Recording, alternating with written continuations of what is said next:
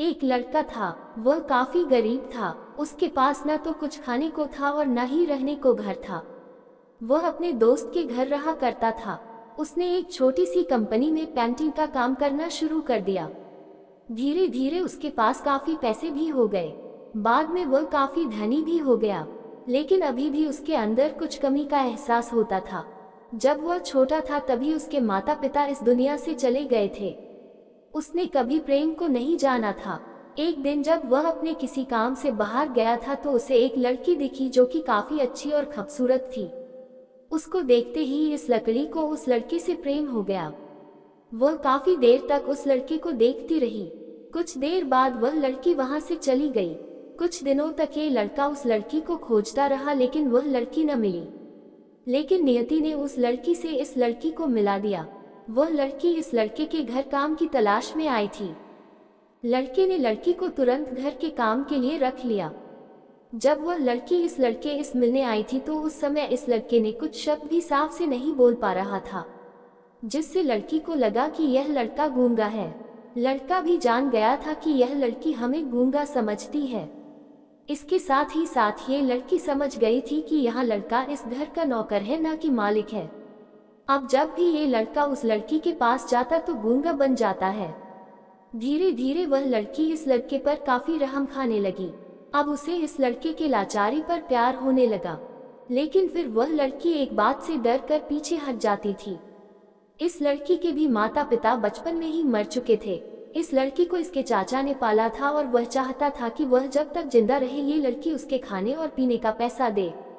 लड़की का प्रेम हद से भी बाहर जाने लगा। लड़के के एक खांसी पर भी वह लड़की दौड़े उस लड़के के पास पहुंच जाती थी। अब लड़का भी समझ गया कि इस लड़की को मुझसे प्रेम हो गया है। लड़का भी बहुत ज्यादा उस लड़की से प्रेम करता था। उसने पहले लड़की के बारे में सब कुछ पता किया। जब उसे सब पता चल गया तो वह बहुत रोने लगा, क्योंकि उसने गूंगे होने का झूठ बोला था। अब वह दिनों रात रोने लगा। लड़की अपने सैलरी में से लड़के की इलाज करवाने को कहती थी।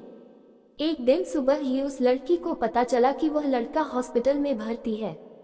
वह दौड़ते हुए जब हॉस्पिटल में पहुंची तो उसने देखा कि लड़का बेड पर बेहोश पड़ा है। उसके आसपास काफी मशीन लगी हुई थी। जब लड़की डॉक्टर के पास पहुंची तो वहां पर डॉक्टर ने उसे बताया कि लड़का अब बोल नहीं सकता है। उसने अपनी जीभ को कटाने की कोशिश की है। इसके साथ ही उस डॉक्टर ने उस लड़की को एक पत्र दिया। उस पत्र में लिखा था, मैं एक काफी धनी लड़का हूँ। जिस घर में तुम काम करती हो उस घर की मालिक मैं ही हूँ। लेकिन इसके साथ ही मैंने तुमसे एक बहुत बड़ा झूठ बोला है कि मैं एक गूंगा हूँ। अब इस झूठ का प्रायश्चित करने के लिए मैं ऐसा काम करने जा रहा हूँ। इसके साथ ही तुम मेरे घर से मेरे मैनेजर से पैसों को लेकर अपने चाचा को दे देना और एक नई जिंदगी की शुरुआत करना। अगर हो सके तो मुझे माफ कर देना, तुम्हारा दोषी। इस पत्र को पढ़ने के बाद उस लड़की के आंख आंसू से भर आए।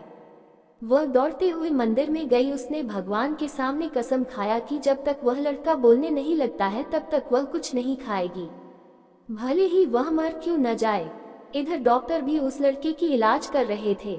ईश्वर ने दोनों के मन की बात काबूल कर लिए और अब लड़का बोलने लगा, लेकिन वह अपनी याददाश्त को खो गया। अब उसे कुछ भी नहीं याद था। अब इसके बाद लड़की ने उसके याददाश्त के लिए काफी कुछ किया, लेकिन याददाश्त न आ सका।